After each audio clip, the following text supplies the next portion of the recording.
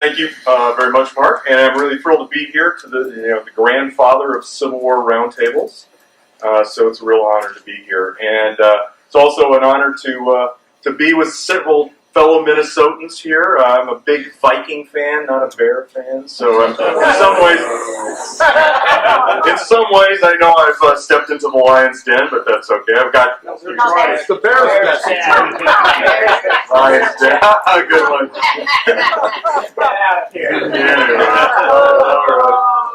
That's starting out really well here. I got to do it great. Anyway, no, I am thrilled, and this is such a neat venue here to see the cityscape of Chicago right behind us. It's really neat. Unfortunately, it's Friday the 13th, so hopefully I won't bomb completely up here. As I come here to talk about Samuel Francis Dupont, you got a little taste of that with the quiz, and I'm only going to just briefly touch on kind of the main points of his life. But if you've ever heard of him at all, you probably know that he was relieved after the Battle of Charleston. You probably don't know much else about him. And what I found as I started to do research on him, one of the things that drew me to him is the fact that if you look at his career and you look at some of the things that he did throughout his career, and I'm not just talking about his Civil War career, it kind of embodied all the things that we teach at the Army War College, things like military strategy and campaign planning and civil-military relations and strategic leadership and the professionalization of the officer corps and all of those kind of things. And the other thing that kind of drew me to him, and what a lot of people ask me, and usually it's the first question people ask me, is how does a career Army officer write about a Navy guy? You're probably wondering. And as I teach at the Army War College, the vast majority of my students are Army, but we have a large contingent of naval officers there, and Air Force officers, and Marines, and Coast Guardsmen. And what I've found is, over the years serving with these different officers, is they all look at problems differently. You call it organizational culture. And in fact, do I have any veterans in the audience? Hands? Veterans? Okay, great. Thank you. Thank you for your service. Any Army folks? Army? Okay. Navy? Navy, good, thank you. Air Force? Air Force? No. Marines? Okay, excellent, great. And I found that all these different people who live in or work in these different services look at problems differently. Look at how they approach things. And that even comes down to their recreational activity. For instance, the Navy. Here's how they relax. Now again, I'm a career Army officer, and my daughter is about ready to marry a naval aviator. So you got to sometimes ask yourself, where'd you go wrong as a parent? So anyway, that's the Navy. And if you go to the next one, here's the Army. How the Army goes. And I know you Army veterans out there, yeah, that's right. I'm not happy unless I'm miserable, right? Go to the next one there, Mark. But anyway, we're going to talk about Dupont, and it is true though that the Navy people in the Navy do approach problems differently, and it's how they were raised in their service. The services are different, and also one of the things I'm going to briefly touch on are things like service parochialism. Do you cooperate with other services, or do you kind of maintain a very narrow view of how to approach problems? And the Navy tends to do that. But Dupont also is, I think, a very interesting story. And the second question most people ask is he one of those Duponts? Yes, he's one of those Duponts. He comes from the Dupont gunpowder family, although his branch of the family wasn't on the gunpowder side, but the Dupont family will come over to America they'll actually land in Newport, Rhode Island on January 1st, 1800. And Dupont, our Dupont, for today's talk, it will be the first American-born Dupont. So he'll be born in 1803.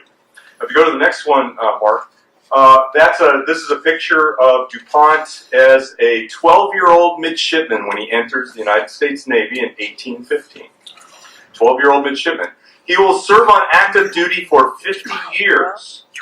50 years on active duty. Now, I just retired after almost 30 years on active duty. I can't imagine 50 years on active duty. But he does. He serves 50 years on active duty. When I was writing the book, I actually sat down and calculated how many of those years he spent at sea. He spent 25 years of those 50 years at sea. So, you know, today's Navy, usually, I mean, kind of a standard cruise is about 6 months. He would routinely go on cruises of 2 years, 3 years. So 25 years at sea. So that's pretty impressive. In other words, he was very, very experienced as a seaman. But anyway, he joins the Navy with the help of his grandfather, who had a very close relationship with Thomas Jefferson, the former president. And he was able to secure for his grandson both an appointment to West Point and a midshipman's commission. As a West Point graduate myself, this is one of the few times I kind of question DuPont's judgment, but he goes into the Navy. And of course, this is right at the tail end of the War of 1812, when the Navy, of course, has covered itself with glory in those famous frigate battles, the single ship actions during the War of 1812, whereas the Army, as we all know, did not perform all that well during the War of 1812. So he's drawn to the Navy. It's very logical at that point. He'll then serve for the next couple dozen years, and he'll serve on 12 different ships. He'll serve primarily in the Mediterranean, with the Mediterranean Squadron, the United States Mediterranean Squadron. Also, he'll serve a little bit in the Caribbean.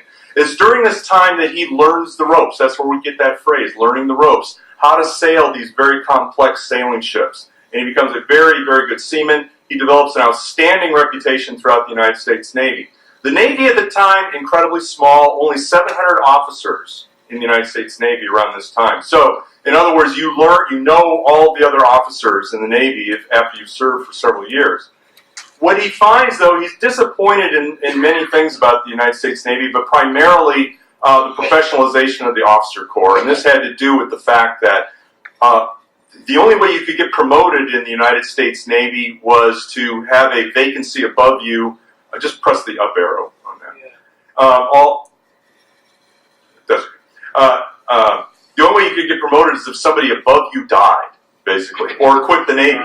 So it was promotion by seniority, not promotion by merit, and he was very, very frustrated by that. That meant, of course, that officers who couldn't serve anymore, who were sick, who were infirm, or whatever, they were still on the active duty rolls. So a young, aggressive, very capable officer could not get promoted.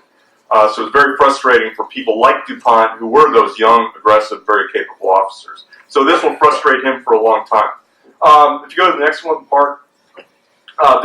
He's home on one of his few leaves in 1833, and he falls in love with this young lady. This is Sophie Madeline DuPont.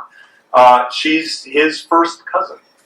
He falls in love with her and gets married in the spring of 1833. This painting was painted by Rembrandt Peale just before their marriage. They have a very close relationship.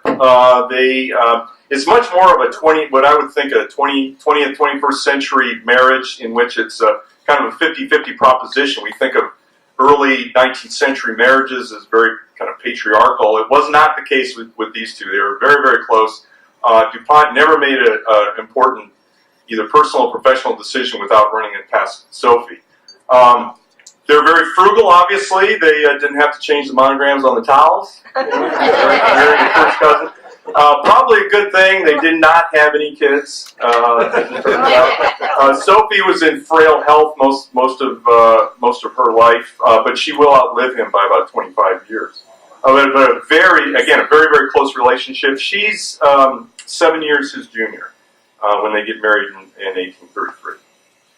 But again, very, very close relationship. She's going to play a really important role in his rehabilitation, and she's going to also play a really important role for historians, not only of DuPont, but of the United States Navy. And hopefully I can address that in the Q&A a little bit later on. If you go to the next one, Mark. Now, again, over the next 30 years, well, from the time he enters the service until about 1845, when this photograph was taken, he serves at 12 ships over 30 years. Again, he learns all about the Navy. He develops this great personal relationship, or a great professional relationship. And around this time in 1845, he's asked to serve on a board to establish a Naval Academy. So, of course, there's the Military Academy at West Point, but there is no Naval Academy. And he's asked by the Secretary of the Navy around this time to join a board of officers, only 2 other officers, to basically establish Annapolis, which he does. And he's a he's a big fan of the military academy. Many DuPonts actually graduate from the military academy. Sophie's brother graduates from the military academy. DuPont's favorite nephew, Henry Algernon DuPont, some of you may have heard of him. He's from West Point class of 61. He ends up earning the Medal of Honor during the American Civil War. It's DuPont's favorite nephew. But he's got a very soft spot in his heart for West Point. In fact, part of their honeymoon they spend at West Point. Now, I can't imagine that, frankly. But they do because they love the place. And so that's why the Annapolis tradition, many of the Annapolis traditions are very similar to West Point traditions, in part because of the way DuPont helps establish the Naval Academy. But he's got a very warm personality. He's personally very kind and generous. And when you read through his correspondence, you find that almost every junior officer in the United States Navy is writing to him for advice. You know, what about this? Should I take this command? Should I go serve under this captain? When can I serve under you next? Things like that. He's thinking about getting out of the service around this time, and as some of our veterans know here, oftentimes when you think about getting out of the service will dangle a carrot in front of you. No, take this great assignment and stay in. And it's a command. So he goes on his first command. It's a fairly short command, only about 6 months in the Caribbean, and he finds out he loves it. He loves, and of course, to be a commander especially in the Navy, is to be the king. And he absolutely loves it, so he decides to stay in. And in 1845, he's given a great job. He's given command in October of 1845 of the USS Congress. It's to take the new commander, Commodore Stockton, around the Cape Horn and to his new command in the Pacific Squadron. And as he's doing that trip around Cape Horn, of course, it takes quite a while to conduct this cruise all the way to the Pacific. The Mexican War breaks out. And he'll spend 3 years fighting of course, the Mexican War doesn't last 3 years, but the cruise will last 3 years. And during that time, he'll fight the Mexican War on the Pacific side. If you go to the next slide. Once he gets to California to drop off Stockton in his new command, he's given command of this ship. This is the USS Cyan in place of the Congress. The Cyan is a sloop of war instead of a frigate like the Congress is, and so she's quite a bit smaller. And this painting, which hangs today at the San Diego Maritime Museum, depicts DuPont in the Cyan landing Charles Fremont, the great pathfinder, and his troops to seize San Diego during the Mexican War from the Mexicans. DuPont will be given the mission to basically blockade Mexico on the Pacific side with the USS Cyan, oftentimes in company with a couple other ships, but oftentimes just by himself. So, imagine blockading. If you go to the next one, Mark, give folks an idea of DuPont's mission of blockading is all the way from San Diego down the Baja Peninsula, all the way up into the Gulf of California. So that's about 1,300 miles to blockade with a ship, and occasionally 3 ships. So that's quite a mission. And what he finds out very quickly is how not to conduct a blockade. So he learns these lessons that's going to pay off when he gets to the American Civil War. What he also learns during the Mexican War is he learns how to the synergy that you get when you operate with another service. And so he learns very quickly that cooperating with the Army and working very closely with the Army will pay dividends. And what he does is he conducts a number of joint operations with the Army, primarily all along the Baja Peninsula, basically landing troops, seizing and destroying Mexican fortifications and shore batteries and things like that. And in one particularly brilliant operation that he pulls off down here at the tip of the Baja Peninsula, where of course people vacation now, a great vacation spot, but right down here, a detachment of U.S. Marines had been basically besieged in a mission church down here by Mexican troops. And DuPont takes the Cyan down here, he lands his crew, his naval crew, and he personally leads them overland to lift the siege of these Marines, and basically saves the Marines and pulls them out and evacuates them. So, I mean, by the time he returns home in October of 1848, after being at sea for 3 years, he is the toast of the Navy for conducting all these combat operations, conducting this blockade. And he really loves it. In fact, he'll write that these were the 3 best years of his life because, again, he's commanding a ship. He's on his own most of the time, which is, of course, what you dream about when you're a commander, basically given the latitude to conduct operations by yourself. And he just absolutely loves that. But he gets back home in October of 1848 after having this incredibly successful cruise. He's still a commander, so he's served over 30 years on active duty, and he's still a commander of the United States Navy. He hasn't gone any higher. He'll spend the next 9 years ashore. This will be his longest period of time in his entire career ashore, but they're very productive. In 1850, he's given the task to basically write a memorandum that basically a think piece on how he thinks the United States Navy should conduct operations. Basically, kind of a maritime strategy for the United States. And it's really a brilliant pamphlet. And he circulates that amongst decision makers and congressmen and senators and secretaries, and goes all the way to the president. And his paper will basically kind of be the impetus for the building boom in the United States Navy in the mid-1850s. And if you know anything about kind of the theory of American naval strategy, you've heard of Alfred Thayer Mahan, who will write extensively about that in the basically late 18th century, early 20th century, late 19th century, early 20th century. And when you read his writings, they echo very closely what Dupont wrote in 1850. Actually, Mahan will actually serve with Dupont during the Port Royal campaign. So I've always wondered if there's a connection there, but there's no way to prove it. And then in 1855, an even more momentous thing happens to Dupont, and that's his effort to, remember I talked about the professionalization of the officer corps and the fact that you could only get promoted if somebody above you died, basically. Dupont takes the opportunity during the shore leave to write legislation. We would never do that today. I mean, this would be a clear violation of civil-military relations today, but they were a lot looser about those things back then. But Dupont basically wrote a proposal that turned into legislation, basically lobbied for it in Congress on the Hill, and got the president to sign it, which was basically a law that established a board of officers to examine all 700 officers in the United States Navy, decide who could no longer serve effectively, and basically kick them out of the Navy. Now today we would think, well, yeah, if you can't serve, that's logical. You would just, you would be, separated from the Army or the Navy or whatever. Back then, this was earth-shattering, and it was on the front page of all the newspapers of the day. 1/3 of the officers of the United States Navy were separated from the Navy, so well over 200. Now, what that did, though, is if you look at kind of a who's who of naval officers in both the Union and the Confederacy, you'll find that almost everybody who was any sort of officer in both of those services was promoted because of this action. So people like Dupont, people like Foote, Dahlgren, Farragut, Semmes, Buchanan, Porter, almost every one of those key officers from the United States and Confederate navies were promoted because of this.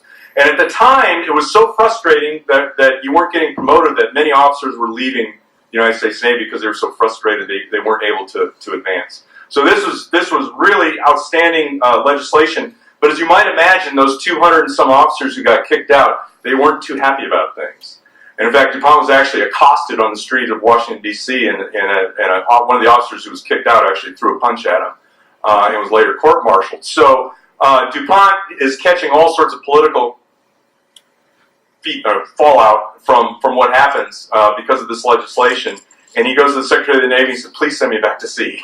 And so if you go to the next one, Mark, he's given command of this ship. This is the USS Minnesota. He'll take her on, thank you, Minnesota. It's actually named after the river, not the state. But this is USS Minnesota. This is one of those ships that was built during the building program of the middle 50s that Dupont did so much to help bring about. So this was a ship of the Merrimack class. So it was the Merrimack, the Wabash, the Minnesota, the cruisers of the sloops of war of the Hartford class, the one that Farragut was on at the Battle of Mobile Bay. Those ships were built during this mid-50s time period. But Dupont will take the Minnesota on her maiden voyage to China, a diplomatic mission to China, 2 years long. And it'll be the first time he's ever commanded a steam warship. It's the first time he's ever been on a steam warship.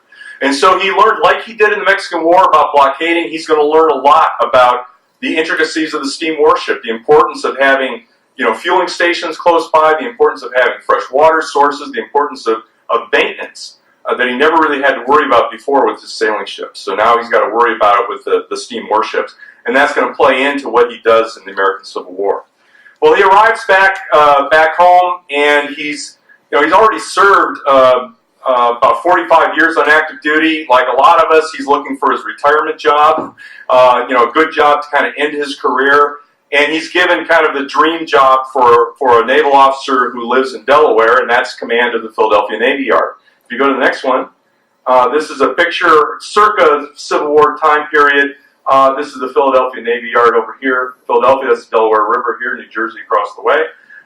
And he's given command of the Philadelphia Navy Yard. He's given command in December 1860. Of course, that's right in the middle of the secession crisis, right? South Carolina will secede on, I believe it was the 20th of December, 1860. And so it's right smack in the middle of that time that he's given command of the Philadelphia Navy Yard. He's got lots of Southern officers who are on the Philadelphia Navy Yard staff. And one of the things he's so proud of the rest of his life is that none of those Southern officers will go south. They all stay with the flag. So he's very, very proud of that fact that he keeps all those folks loyal. But he commands the Philadelphia Navy Yard, and while he's commanding that, he meets Lincoln for the first time. Lincoln, of course, is the president-elect. Remember, he takes that famous trip from Springfield, Illinois to Washington, D.C. as the president-elect.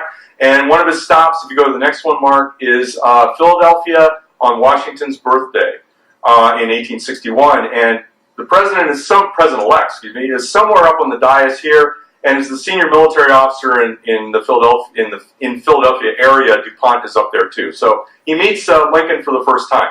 He's a lukewarm fan of Lincoln. He's an old Whig. Dupont is, just like Lincoln is an old Whig. So they have that connection. I think he looks at Lincoln as kind of the least bad of a bunch of bad candidates. So he votes for Lincoln. He'll later become much closer to Lincoln in terms of his being a fan of Lincoln. But we all know then what happens on the 12th of April, 1861. Of course, the war begins, and exactly 1 week later, President Lincoln now will issue the Proclamation of Blockade, which is essentially a de facto declaration of war against the Confederacy. If you go to the next one, the new Secretary of the Navy, Gideon Welles, has a real challenge. If you look at the map there, you can see he's got to, now that President Lincoln has established his proclamation of blockade, he's got to blockade over 3,000 miles of coastline, about 180 different ports, and he's got less than 40 ships. And in fact, of those 40 ships, a bunch of them are laid up in maintenance, a bunch of them are overseas and overseas squadrons that have to be recalled.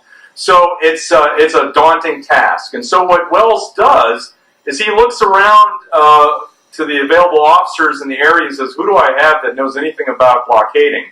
And he remembers that he's got Dupont up there in Philadelphia. He calls Dupont down. Of course, Dupont having all that experience blockading in the Mexican War, calls Dupont down, and Dupont heads a board of officers, a very small board of officers, only 3 other officers, and they basically plan the blockade. Over the course of the summer of 1861, through the debacle at First Bull Run, Dupont will basically plan the blockade. Now, I've got a room full of Civil War experts here, and I would ask you this question. Do you know of any time during the Mexican Civil War that a plan was made and then was executed according to plan? I can't think of too many. This one was. The plan of blockade was actually, which is really essentially a campaign plan for the Navy, was essentially executed as planned. Basically what Dupont did is he recognized that at the time the blockade started, there was only 2 blockading squadrons, one on the Atlantic side and one in the Gulf, and Dupont realized there's no way we can effectively command and control that large an area with just 2 squadrons. He recommended that they break it down into 4 squadrons, which they did. You know from the quiz, it was the West Gulf, East Gulf, South Atlantic, North Atlantic blockading squadrons. He also basically recommended how many ships they were going to need, and also they recognized very quickly, using these steam warships to blockade, that you can't have a ship say, down in the East Gulf Squadron, and then, sooner or later, these ships need maintenance, they need refueling, and so forth. They can't then sail all the way back up here to refuel and then come all the way down. That's insane. So they realized very quickly they're going to have to seize bases deep in the heart of the Confederacy to have fueling, basically protection from hurricanes, have fuel depots, sources of fresh water, and things like that.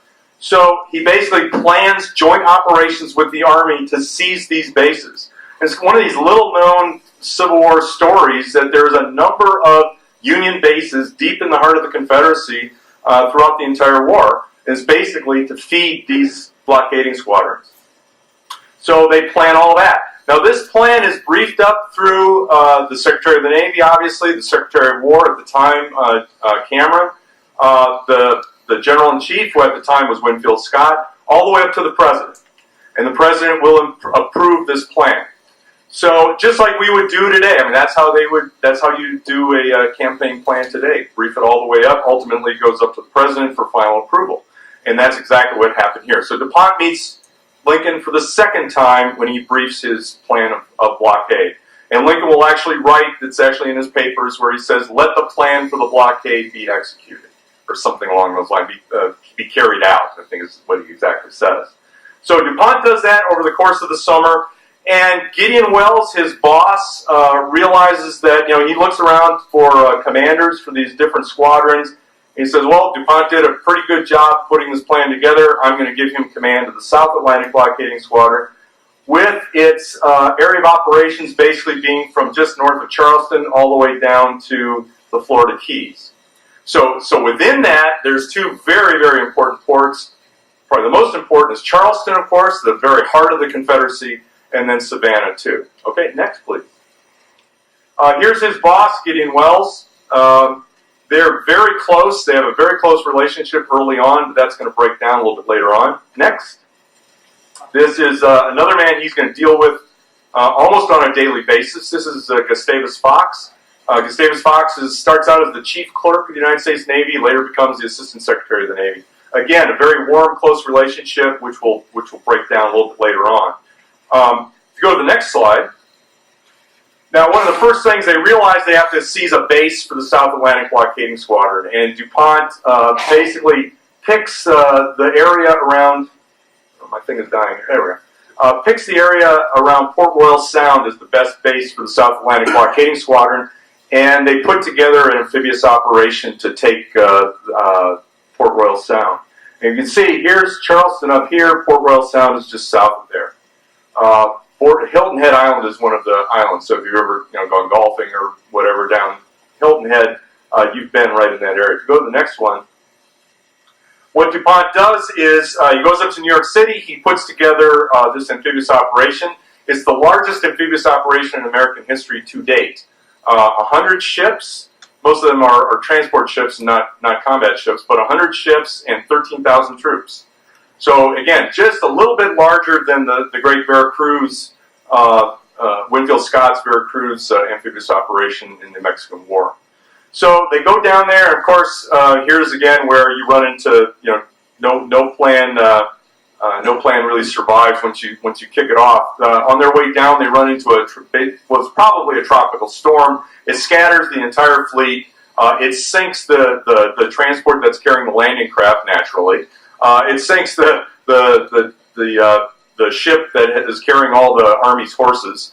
And so that basically scatters all the transports, and the only ships that get down there on time are all the warships. And what Dupont decides to do is he decides to go ahead and attack. And what the Confederates have done, they're not stupid. They've established, they know that Port Royal Sound is an important anchorage, and they put earthen forts on either side of the entrance of Port Royal Sound, Fort Walker down here in Hilton Head, and Fort Beauregard up here on St. Helena Island. And when Dupont gets down there, he basically puts his warships in line here with his ship in front, USS Wabash, which is a sister ship of the Minnesota. And he basically keeps them moving in this kind of ellipse pattern so they can fire on both sides, they can fire on both forts at the same time and have a moving target. So the power of steam when you're attacking land-based fortifications. In the course of about 2 hours, they're able to reduce both forts. Dupont lands his soldiers, and they take possession of both forts. And it's really a great operation by the United States Navy. Now, this is in November of 1861, and there have been precious few victories for the North. So this is a huge, Dupont is kind of the talk of the North by taking Port Royal Sound. Again, deep in the heart of the Confederacy. The Army will show up about a day after to help consolidate the victory here at Port Royal Sound. But what he's able to do, he's able to establish this great base for the South Atlantic Blockading Squadron. Again, they'll hold on to this the entire war. They take it in November of 61, and they hold on to it for the entire war. And it's the base for the blockading squadron for the entire war. Again, it's a source of fresh water. They can establish fueling points there. He sets up maintenance shops down there, so they don't have to go back to Navy yards to conduct maintenance. They can stay on station right there. If you go to the next slide, one of the things that shocks Dupont, I took this picture when I was down there. I went down there on the 150th anniversary, so this is the day of 150 years from the day that Dupont captured Fort Walker and Port Royal Sound. And Fort Walker, here you can see the mouth of Port Royal Sound here. Fort Walker was just back over here off to the right side. I took this obviously at sunrise. And there's no trace of Fort Walker anymore if you ever go down there. All these, it's hard to see, but these are all multi-million-dollar beach homes along here. So it's all been wiped out. But Fort Walker is just off to the right here. If you go to the next one, one of the things he discovers is that when he gets down there, now remember, he's from Delaware, right? Delaware is a slave state. Dupont has seen slaves, although the Dupont family doesn't own slaves. They're anti-slavery. But Dupont is also anti-abolitionist. He also thinks that the Constitution protects slavery and that this war is about union and it's not about slavery. But when he gets down there, and these are actually slaves that Dupont frees. These are slaves that were owned by General Drayton, Thomas Drayton, who commanded the defenses of Port Royal that Dupont basically defeated. And when we talk about, just as an aside, we talk about Civil War as a brothers' war. Again, these slaves were owned by Thomas Drayton. His brother Percival Drayton was commanding one of the warships, one of Dupont's warships, and they were actually firing on each other at the Battle of Port Royal. So, but at any rate, Dupont frees all the slaves in the area. That area around Port Royal was one of the most lucrative cotton producing areas of the entire South, and Dupont basically frees all the slaves in the area. But what he finds is the conditions of the slaves are so horrendous that he becomes an abolitionist almost overnight. I mean, he witnesses slavery at its worst, and when you read the letters home to Sophie, you can see this epiphany that he has once he gets down there and he establishes this base in Port Royal Sound. And most of his captains do as well. They become, if not abolitionists, at least very much anti-slavery. In fact, he starts writing to Sophie saying, "This war is no longer just about union. We have to get rid of this horrible institution here of slavery." So he is very, very happy when Lincoln ultimately issues the Emancipation Proclamation, which, as you know, I'm sure everybody in here knows that many Army officers were not happy about the Emancipation Proclamation. Dupont was just thrilled with it. In fact, he thought Lincoln was kind of late getting it out. But at any rate, he becomes very, very anti-slavery. If you go to the next slide, the other thing he's very good at over the next several months is he conducts other joint operations, trying to seize other bases of operations in his area, mainly south of Port Royal. And he gathers around him basically the best and the brightest of the United States Navy, the band of brothers, if you will, kind of a Nelsonian band of brothers. Almost every one of his warship captains makes admiral later on. They're just absolutely the cream of the crop. These are just a few. The upper right, that's C.R.P. Rogers. He's his fleet captain. He's admiral by the end of the war. Charles Francis Adams, he becomes Charles Henry Adams, rather, sorry. He becomes an admiral before the end of the war. John Rogers of the famous Rogers clan of naval heroes from the War of 1812. He becomes an admiral as well. This is Percival Drayton. This is probably Dupont's favorite captain. Percival Drayton will not make admiral only because he dies prematurely, I think, at the end of the war from disease, but he would have made admiral, I'm almost positive. Drayton is, of course, the guy that Farragut will turn to and say, damn the torpedoes full speed ahead at Mobile Bay. But Drayton will be one of DuPont's favorite captains throughout most of his time as commander of the South Atlantic Blockading Squadron. So again, he continues to improve the blockade in his area of operations, but on the 9th of March, 1862, something happens that will change everything. I've got a room full of Civil War experts. The 9th of March, 1862. Sir? Wasn't that the battle between the Monitor and the Virginia? Exactly. The Battle of the Ironclads takes place. Now that's up in the North Atlantic Blockading Squadron. DuPont hasn't even seen an ironclad before. He's been too busy conducting operations down in the South. But a person who's standing on the shoreline and watches the entire battle is Gustavus Fox, the Assistant Secretary of the Navy. And the Navy will then embark on a huge building program. Some historians will call this Monitor Fever, where the Navy will put most of their building dollars into building new ironclads. They think this is the miracle weapon that will win the American Civil War, with these wonderful new miracle weapons. Well, they almost immediately after, and literally a couple days after the Battle of Hampton Roads, they start, when I say they, I mean Wells and Fox, will start sending letters down to DuPont saying, hey, we're going to give you some ironclads, and you're going to take Charleston. And DuPont said, yeah, I haven't even seen an ironclad, and they sound really neat, but I'm not sure that that's the way to go. And they said, no, trust us. This is a miracle weapon. It will allow you to take Charleston. It'll be such a great morale boost for the North, and, by the way, we're going to do it just with the Navy. We're not going to let the Army help us out because they're getting all the great press. We're not getting any good press. We're going to take Charleston by ourselves. This is going to be great. It's going to be an all-Navy show. And DuPont, drawing on his experience from the Mexican War, drawing on his experience taking Port Royal, says, yeah, boss, I think we need to work closely with the Army. We need to have this be a joint operation. And they said, no. It's going to be a Navy show.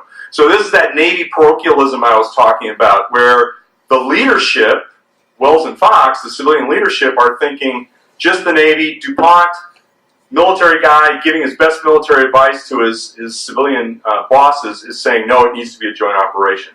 Well, over the months, they will continue to bombard him with letters and urging him to do that. DuPont will continue to push back against this notion of using ironclads to take Charleston, and just ironclads alone to take Charleston. Well, finally, he's ordered home in October of '62 for consultations. So if you go to the next slide, this is DuPont in October of '62. Here you can see this. This is his first picture that he has taken of himself as an admiral. Now, most people don't know there's never been an admiral in the United States Navy until the American Civil War, till the summer of 1862, when Congress authorizes the first admirals in the United States. And DuPont is the third. He's the third-ranking admiral. So in the summer of 1862, three officers are promoted to admiral. Number one is Farragut. Number two is Louis Goldsborough, who commands the North Atlantic Blockading Squadron. And number three in rank is DuPont. So he's one of the very first admirals in American history. Over here, I blew this up from a group portrait. This is DuPont in June of 1860, so it's a little fuzzy. It doesn't have the same resolution as this one. But I don't know about you, but this guy looks kind of tired to me. He's been at sea for almost 2 years. He's been under constant pressure to improve the blockade. He has to answer for every blockade runner that gets through, and there are a lot that get through. And he's being bombarded with this pressure to take Charleston. But he comes home and he meets with his bosses and so forth. If you go to the next one, he only spends a few days. He's able to get up to Delaware to spend a couple days with Sophie. He hasn't seen her in a long time. This is actually taken when he was home on leave in October of '62. So this is DuPont. He's about 6'3", so he's a pretty tall man for the period. And this is Sophie right here. This is their home overlooking the Brandywine Creek. So it's kind of interesting. The two branches of the DuPont family, one was on one side of the creek and one was on the other side of the creek. And the gunpowder factory was on one side and the other DuPont family was on the other side of the creek. This beautiful home here was owned by the DuPont family and continued to be owned by the DuPont family well into the 21st century. And when I was doing research for the book, I was asking around about, can I go see the house? And they said, you're a couple years late. The family tore down the house to make room for another green of the Dupont Country Club up there. So it's a real shame. But if you ever go through the area up there, you'll see, I mean, it's just, one Dupont estate and the other Dupont estate. Of course, the estate is wholly owned by the Dupont family. But at any rate, it's a shame. This beautiful historic home was torn down by the Dupont family. Go to the next slide. These are the folks he met with during his time home in Washington, D.C. He met with the General-in-Chief, Halleck, at the time. Of course, he met with his boss and his other boss, so Fox and Wells. He met with Salmon P. Chase, of course, the Secretary of the Treasury, and these are mainly just office calls. He met with the Secretary of War, Stanton, and, of course, he met with the big guy. Now, this will be the third time he's met with Lincoln. And he writes, and it's fascinating, he writes in this great description of the meeting he writes to Sophie. And he says, I was going in to talk to the president, and I was going to sit down and I was going to lay out all my misgivings about this Charleston operation with the ironclads. And I went in to talk to him, and remember, this is October of '62. What has just happened? Antietam, right? McClellan has not been relieved yet. He'll be relieved right after the midterm elections in '62. So that's coming up in just a couple weeks. So Lincoln is at his kind of apogee of frustration with McClellan. So Dupont says, I came in, I said hi, he had me sit down, and he immediately started going off on McClellan, saying this guy, he's always complaining about why he can't do something. He's always asking for more stuff, blah, blah, blah, blah, blah. And so Dupont wrote to Sophie, so I thought, I better not mention my misgivings about Charleston. So, and he didn't. Lincoln will say later, I wish he had told me about his misgivings about Charleston. Because what Lincoln was getting was Wells and Fox constantly telling Lincoln, look, we're giving Dupont this miracle weapon, he's going to take Charleston. It's going to be this huge morale boost for the North if we take Charleston. Well, during this time at home, he's basically given his marching orders, you're going to take Charleston with these ironclads. Now, to Fox and Wells' great credit, they do give him lots of assets. Mark, if you go to the next one. Mark, if you wake up and go to the next one.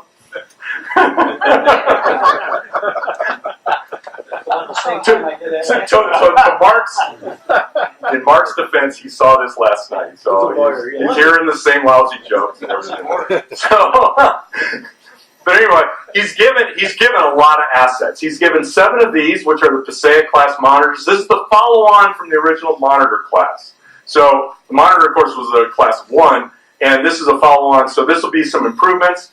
He's given this odd-looking ship. This is the USS Keokuk. She was a one-off. They only did one of her. These look like turrets, but they're not. They're actually casemates. So you actually had to kind of manhandle the guns inside these little protective devices there. And he was also given one of these. This is the USS New Ironsides. This is the first ocean-going ironclad the United States Navy will have. So he's given all of these. But these ships are just being built. So they get built and they're sent down to Port Royal immediately. So the crews are not given a chance to basically train. They don't do any sea trials. They don't work out all the bugs. There's always bugs with new ships. They're not allowed to do any of that stuff. They basically go from the builder's ways down to Port Royal, almost into battle immediately. In fact, at the Battle of Charleston, one crew actually never fires the guns before they go into battle. So they're never even allowed to practice their guns, firing their guns. If you go to the next one, this gives you a nice view of one of the ships. This is the USS Catskill. This is one of Dupont's ships at the Battle of Charleston. Here you can see one of the big improvements. If you remember in the USS Monitor, the pilot house is on the forecastle, so down low on the deck in the bow of the ship. So that meant that the captain and the pilot had a very limited view. Well, now they've got a pretty good view. They're up on top of the turret. Of course, they're a great target, too, being up on top of the turret. The other thing, of course, the ships were slightly larger. They had a better engine. They had better ventilation systems and things like that. So marginal improvements. They're still very slow. Of course, they have incredibly low freeboard. In other words, there's only about a foot above the water, so they can be swamped and things like that. So there's a lot of downsides to them, but it is an improvement over the original ship. Now, the main difference here, I have you look right here. If you look at the 2 gun ports, do you see anything unusual? Well, you can see that gun, right? What was somebody? Is it only one gun? There's actually another gun inside. You can hardly see it. You notice how it's bigger? You notice how it doesn't fit out the gun bar? Well, actually, what they decide is, after the Battle of Hampton Roads, and the Monitor was equipped with 11-inch Dahlgren guns that could not penetrate the Virginia's armor. So they said, need bigger guns. So they decided to put 15-inch guns in these new Passaic-class Monitors, 15-inch Dahlgren smoothbore guns. That's fine, except Erickson, the designer, designed them for 11-inch guns, because that was the specifications. So when they decided to, and they didn't have enough 15-inch guns to equip each turret with two 15-inch guns per, so they had one 15-inch gun and one 11-inch gun in each one of these turrets.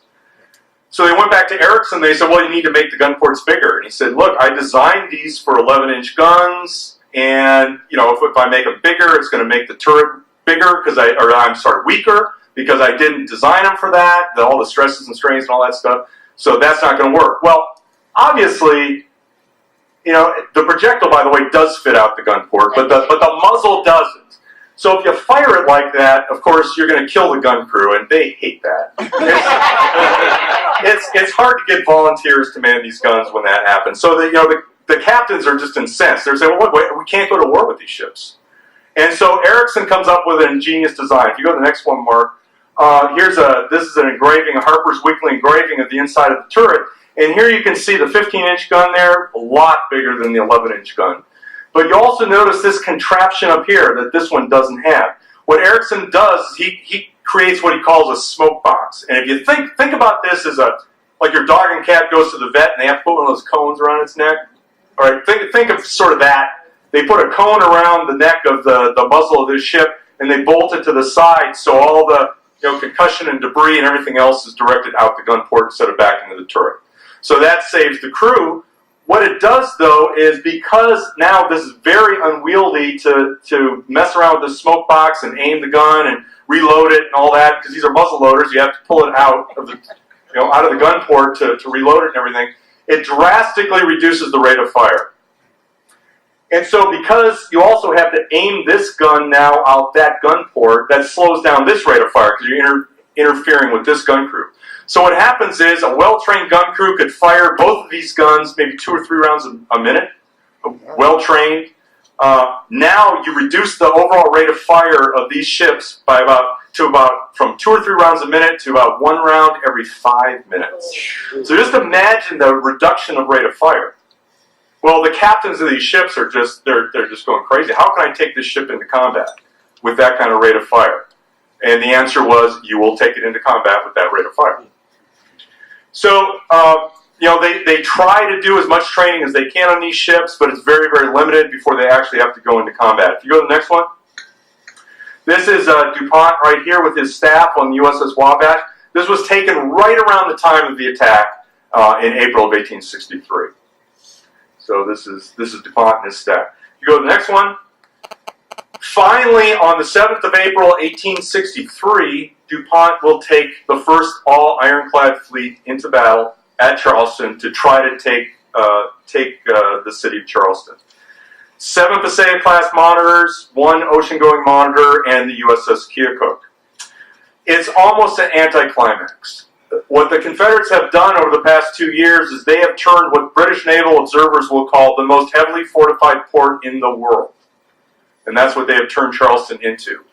150 guns will ring the defenses of Charleston right up here where the fleet has to go. The Confederate, as you learned in the quiz, P.G.T. Beauregard is responsible. He's a good engineer. He's responsible for defending the port. He puts mines and obstructions throughout the ship channel here because secrecy is not really airtight for this operation. Everybody knows it's coming, to include the Confederacy. So they know it's coming. He's established this great defensive position here. Every square foot of the ship channel is registered by the guns. They know exactly what powder charge to use to fire, your weapon to hit a certain point. All of that has all been prearranged. So 150 guns versus 26 on the Union Navy side. Dupont will attack. He's basically, if you go to the next one, Mark, people can see it a little bit better. Oh, I'm sorry. This is a picture I took also when I was down there for the 150th anniversary of Port Royal. I went to Fort Sumter, and this is looking at one of the gun ports right about where the Union fleet would go from the Fort Sumter. If you go to the next one. Here you can see this is basically Dupont's plan. He puts his ironclads basically in a line. To his great credit, though, he puts the Weehawken in front, commanded by John Rogers, probably his most aggressive commander, followed by the Passaic, commanded by Percival Drayton, his favorite commander. But at any rate, they attack on the 7th of April. They arrive right in front of Fort Sumter, where the Weehawken will run into sunken obstructions, basically have to stop. And of course, once you stop, you've lost all the advantage you had by being a steam warship that's moving all the time. Once they stop, the Confederates will just rain down fire on all the ironclads. They estimated later that the Confederates will fire 2,200 rounds in the course of about 2 hours. The Union will fight back with a vicious 154 rounds. So 2,200 versus 154. Each one of these ironclads is hit over 100 times. Over 100 times. But to show the great defensive capability of these ironclads, only one Union sailor is killed. And that is a pilot of one of the Passaic-class monitors up in the pilot house. A shell hits the pilot house and shears off a bolt, and he's killed by a bolt that ricochets inside the pilot house. Several other sailors are wounded, but there's actually more Confederates manning the guns on Fort Sumter that are killed than Union sailors. But it's a debacle. I mean, it's just a total debacle. After about 2 hours, Dupont is forced to fall back. And basically fall back over the bar that's protecting the entrance to the harbor. He sends back a letter to Sophie later that night. He writes to Sophie, and the leading sentence says, "We failed as I knew we would." And that's not really what you want your commanders. That's not really... You know, what I look at Dupont with this operation is almost like Longstreet at Gettysburg. Here's a guy whose heart is not in it. It's just not in it. And that's not the kind of person you want commanding a major operation. He falls back. They do not take Charleston, obviously. They do not take Fort Sumter.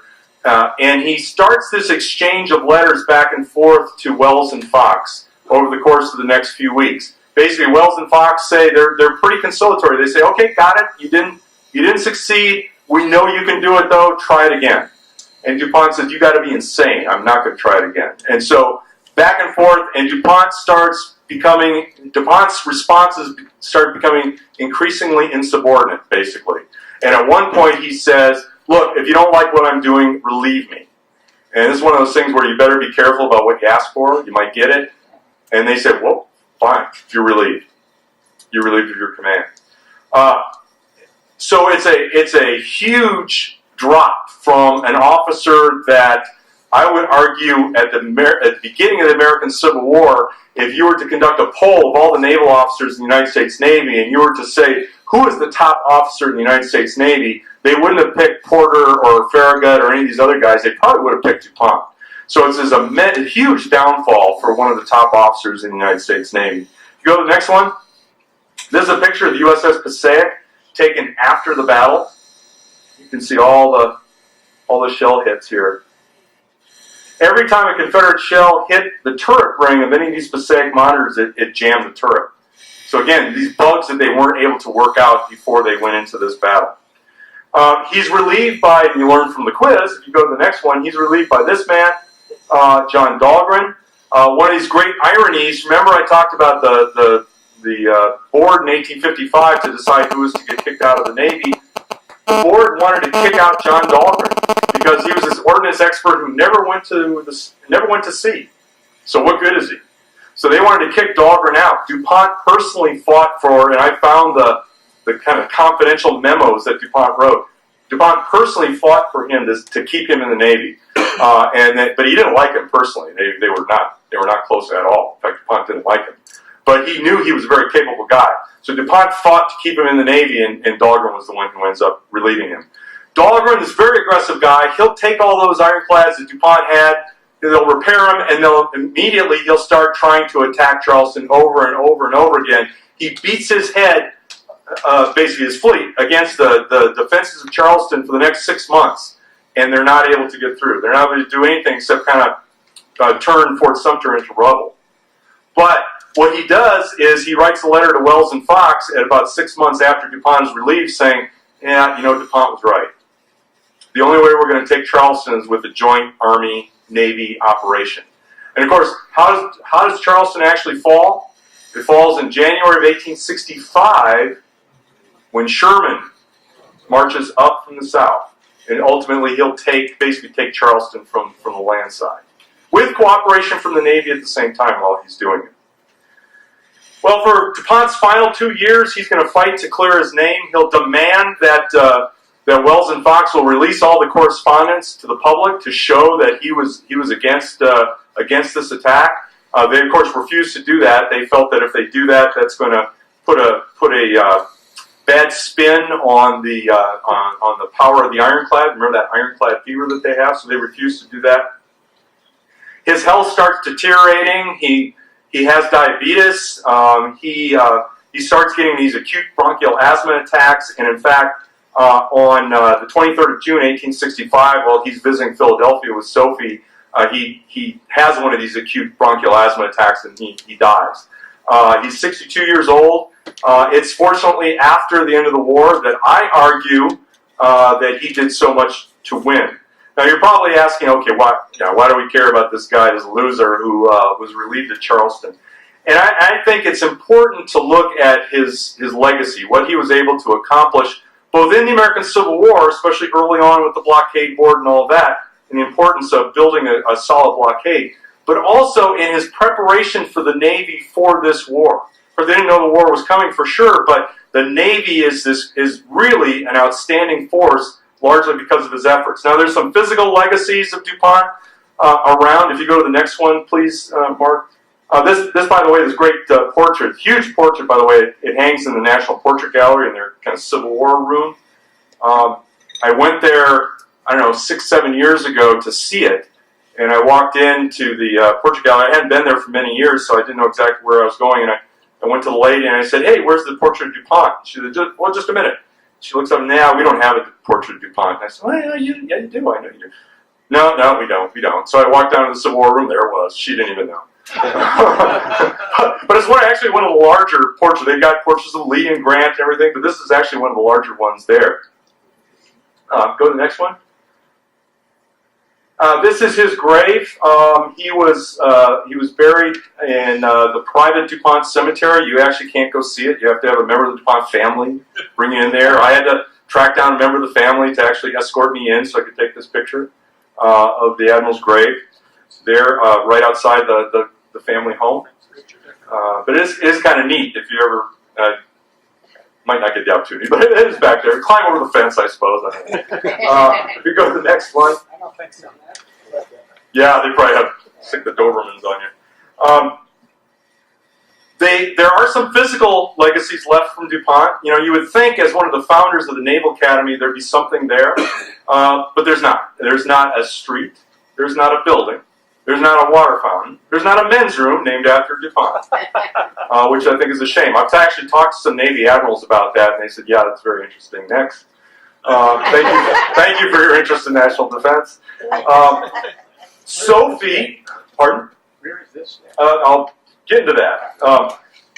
Sophie survives him by 25 years. Remember I said that. Sophie will fight hard during her main mission during those 25 years is to kind of rehabilitate his reputation. And she's able to do that in some respects. So by the 1880s, Congress will appropriate money for the building of Dupont Circle in Washington, D.C. Now, most people have absolutely no idea that Dupont Circle is named after Admiral Dupont. I'm not sure what people think, but it's named after Admiral Dupont. And originally, this statue stood in Dupont Circle. Now, the Dupont family was mortally offended that this statue stood in Dupont Circle. Why? Because if you've ever been to D.C., and I'm sure most of you have, and you go around to the Farragut Square and McPherson Square and all this, these huge equestrian statues of these great heroes. Well, he said, this thing's only life-size. And they were offended that that's all they put in the middle of Dupont Circle. So in the 1920s, the Dupont family persuaded Congress to allow them to pay for it all. They moved the statue up to Wilmington, so right now it's in Wilmington, in a little park outside of Wilmington. That's why I took this picture. And they replaced it with this. If you go to the next one, Mark, they commissioned Daniel Chester French, who was the sculptor of Lincoln in the Lincoln Memorial. They had him build this beautiful statue. And the statue has these three female allegorical figures that are supposed to represent the three elements of navigation at sea: the wind, the seas, and the stars. And of course, the writing around here talks about Admiral Dupont. And I would be willing to guess that, like on this pretty spring day when I took this picture, that all of the 98%, maybe it's higher, of the people who are eating their lunch and enjoying the spring day have no idea that this beautiful fountain is named after Admiral Dupont, but it is. But the most important thing, I think, most important reason why we should remember this man is more of the intangibles. And those intangibles are this legacy of professionalism that he left the United States Navy with, this notion of promotion by merit, and the fact that the Union Navy was qualitatively and quantitatively better and ready for that war because of his efforts, and not to mention, of course, his Civil War efforts also. And I'll just leave you with one final thought. His fleet captain, C.R.P. Rogers, who again later becomes an admiral, when he learned of DuPont's death in June of 1865, wrote that few commanders-in-chief have had the good fortune to inspire the same admiration, affection, and trust that the officers who came in contact with Admiral Dupont felt for him. And I don't think there can be any better epitaph for a professional military man. I'll happy to take questions. Thank you very much.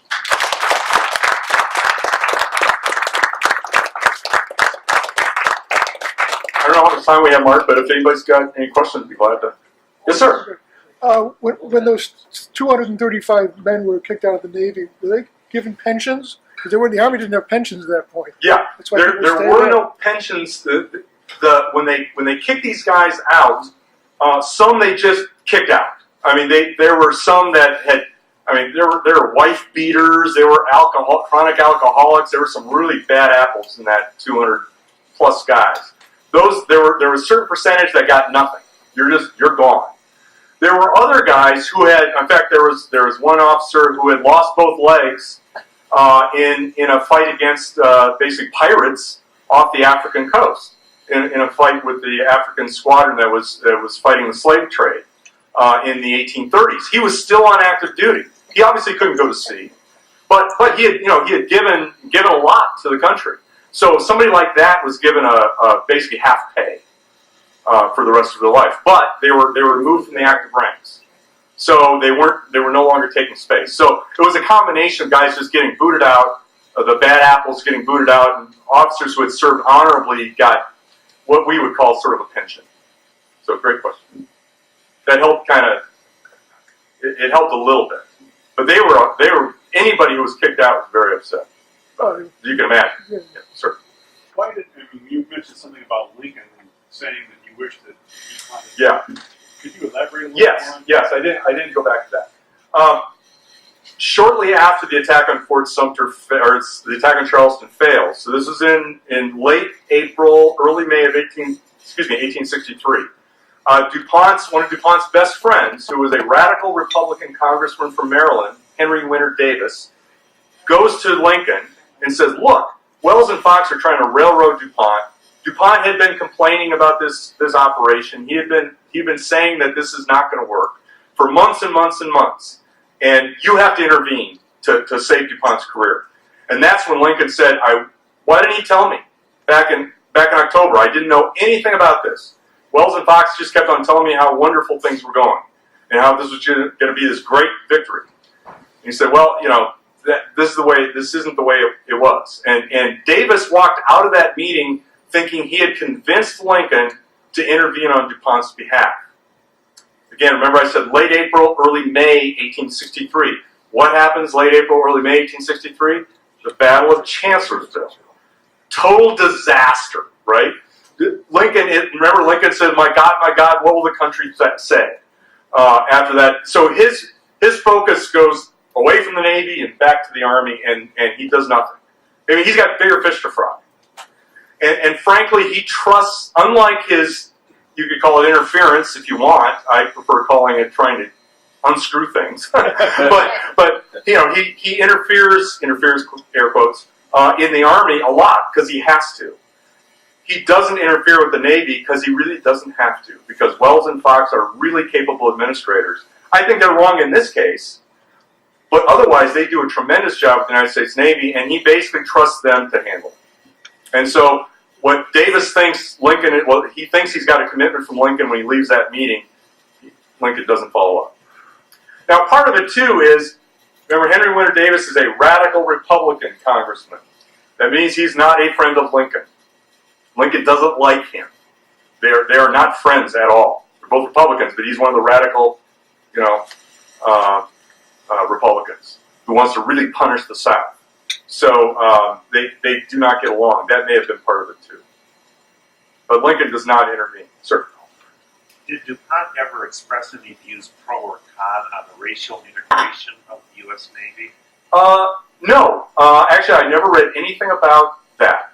Although, you probably heard about the Robert Smalls incident? Yes. Right.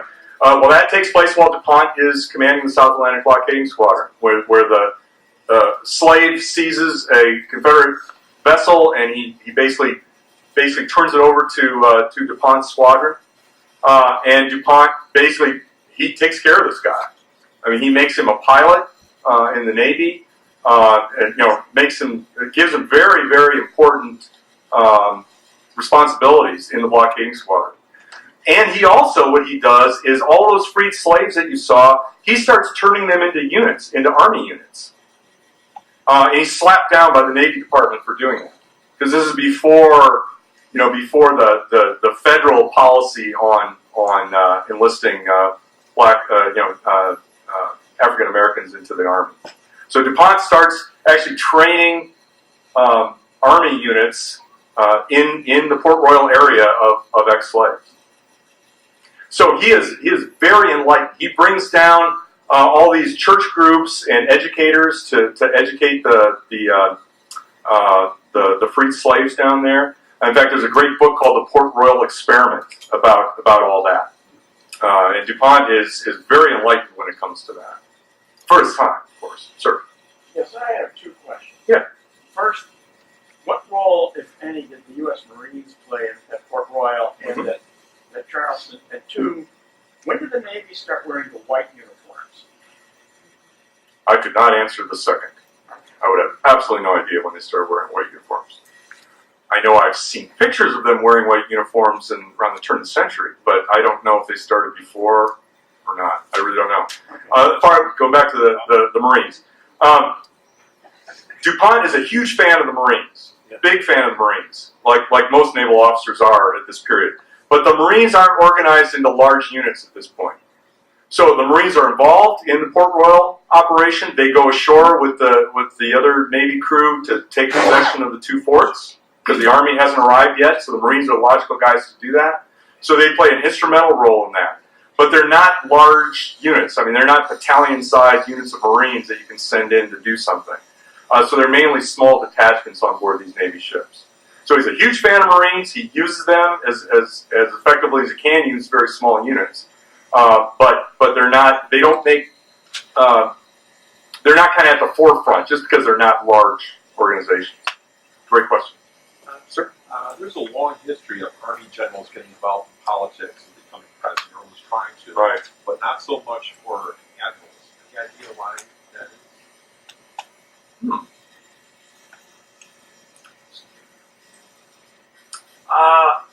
I would say probably because they at least during this period when I was doing the research for this book, they just weren't that political. Dupont was kind of an exception to the rule because he had all these family connections and things like that he knew everybody. And in fact, when you go through his correspondence, it's amazing. I mean, it reads like who's who of the early 19th century. He's writing to everybody, and everybody's writing to him. Politicians, presidents, secretaries, it's just an amazing thing. But you don't see that with some of these other naval officers. I was looking at all the papers of his friends and contemporaries, people like Farragut and folks like that, and they just don't seem to be that political. I don't know if there is because they're at sea so much, at least the real good ones. And when they're at sea, of course, you're not communicating at all. Back then, it's only when you're ashore that you're able to do that. That's the only thing I can think of. That's a really good. I hadn't really thought about that. Dupont is, though, he's very political. Very political. When he's ashore, he's working the system. But kind of going on what you said, if I just want to make a slight aside, when I talk about Sophie doing so much to rehabilitate his reputation, one of the things she did as sort of an adjunct of supporting his or bringing back his reputation, she goes out to, of course, they've got all the letters that people sent to Dupont. Dupont kept everything, just like many of these folks did at the time. So they've got all those letters. But what she did is she looked at everybody he corresponded with, and then she went to them, and she asked them to give back Dupont's letters. And so what you have in the archives in Delaware is you have this treasure trove of all of Dupont's letters that he sent and all of his people who wrote letters to him. It's over 50,000 letters. Wow. And about half of them are his, and half of them are people who wrote to him. It's just amazing. It's impossible to write anything about the United States Navy or even the military establishment, or even in some ways, kind of just the history of the United States from that period without at least looking at these papers. It's just an amazing thing. So whenever I get a book that's supposed to be about the U.S. Navy, either in the Civil War or the early period, and if they haven't looked at Dupont's papers, they didn't do their due diligence. The back. Yes, sir. So when Dahlgren does the same thing a couple of times, doesn't Dupont's reputation come back and people say, hey, this other guy couldn't do it? Yeah. In part it does. In part it does. But one of the things that Dupont does is, when I said he's a very warm, friendly person, and he's very, very well liked within the United States Navy, superiors, subordinates, peers, they all love him. But he has this one of the reasons why I call it the tragic admiral, is he has this tendency, if anybody says anything to him that he thinks is going to be a blot on his reputation, he attacks like a pit bull. And so he does. And there's a number of newspaper reporters that he really, really goes after because they attacked him after Charleston. So he goes after them personally. And so what happens is, then this is the time of the press when so these reporters smell blood and they keep hammering in the press, and other outlets pick up on it, and they're rerunning the same stories, and so even though his reputation takes an uptick, it still doesn't go anywhere near where it probably should. So yeah, it's just there's certain reporters that they're going after him and they don't let up. Larry? Sure. I have two as well. Yeah. One, had he managed to get his fleet into Charleston Harbor, what was his objective? I'm glad you asked that question. One of the things I failed to mention is, when he made the plan for the Port Royal attack, it was very imaginative. He covered all the ground. What would happen if this happens? What would we do if we're successful or not successful at this? In this one, when you read his plan that he actually sent to his captains, it basically reads, okay, we're going to go on this line. Weehawken's going to be first.